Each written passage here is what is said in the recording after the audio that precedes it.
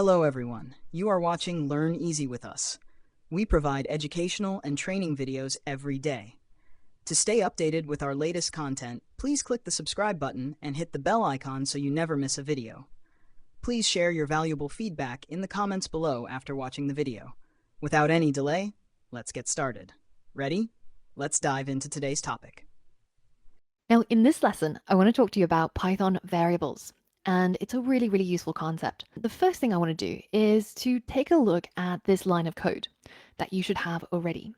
And when we run this, we should be pretty familiar with what happens, right? It will ask us for our name, and when we hit enter, nothing happens. But behind the scenes, this name or this input has now been received by this function. But once that's done, it kind of just disappears, right? And there's no way for us to be able to refer to it in the future. Or is there? Well, this is where variables come in really handy.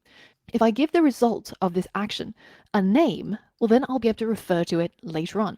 So at the beginning of the line, I'm going to call it name, and then I'm going to add an equal sign. And what this does is it assigns whatever it is that the user typed in as the input to this prompt to a variable called name. So now, if I go ahead and run my code again, and I enter a name, now once I hit enter, normally there's no way for me to get hold of this anymore, right? But now I can actually go ahead and write print. I'm going to print the value of this variable name. So now if I run my code and I write a name, hit enter, you'll see that this gets printed. And I can use this at any point in my code just by referring to the name that's attached to this value. So it's almost like we've saved the data from this action to a name.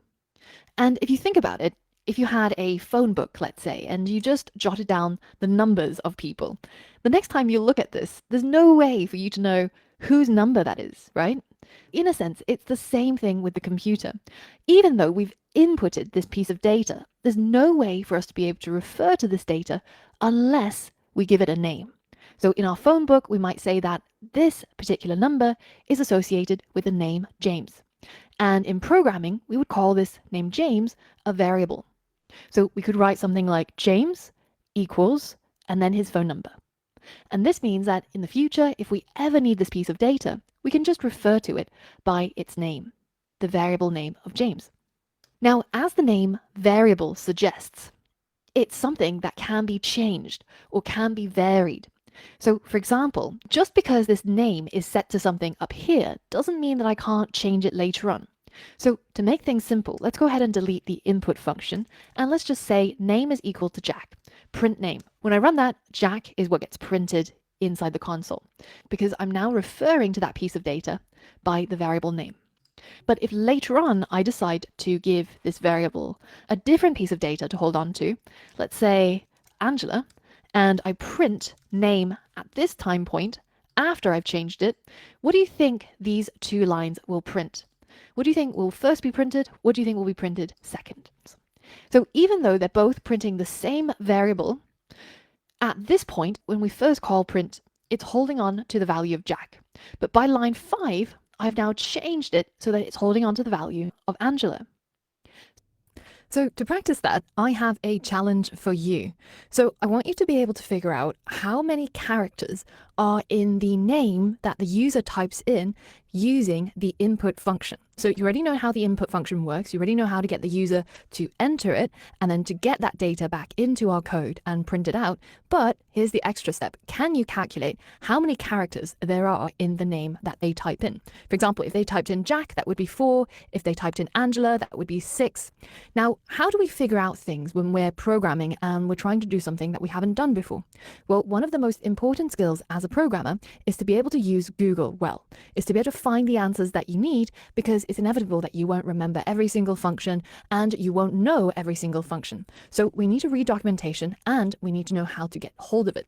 So very simple, we start off with our query, how to find the length of a string, and then we add our programming language, because this will be different in every programming language. So normally just add Python to the end of it. And then once we hit enter, normally we'll get hold of some form of documentation, and the W3 Schools documentation for Python is not bad. And you can also browse through all of the other examples. So normally for Python, I stick to W3 Schools or Stack Overflow, and both of these will give you the right answer. But if we are reading documentation, then you can see that normally there's a whole bunch of other things that we can look up, just like a dictionary of Python. Now, as you wouldn't start with a dictionary when you're learning a new language, believe me, I tried that, it did not work. You also wouldn't want to learn through everything in the documentation because it's very dry, and when you don't have a real life application, when you're not trying to use a particular function or some sort of component, then you also don't remember it very well. So I recommend to find what you need when you need it, and our brain is for thinking and not for storing, because these days, as you know, it's super cheap to buy a single terabyte storage hard disk online. I think it costs something like $10 or $20, and it's just getting cheaper every day. So don't use your brain to store things, use it to think. But coming back to our documentation here, in order to get the Python string length, we use the len function. And just like the print function, it's an inbuilt function in Python. So we can simply just write len, and then we can use whatever it is we want to measure. For example, in this case, it's hello world, and it will output the number of characters in that string. So now give it a go yourself. So the pause1 is the instruction set, and I want you to get user input. I want you to take that user input and calculate the length of the string that the user inputted, and finally to print that number out into the output area. And everything could be done in just one line of code. So try to find the documentation, try to figure out how to do this, and I'll see you on the other side while we run through the solution. So pause the video now. All right, so referring to the documentation, it's pretty straightforward. The first thing we're going to do is we're going to get hold of the input. So we know the input function looks like this, and we can add in whatever prompt we want. So what is your name?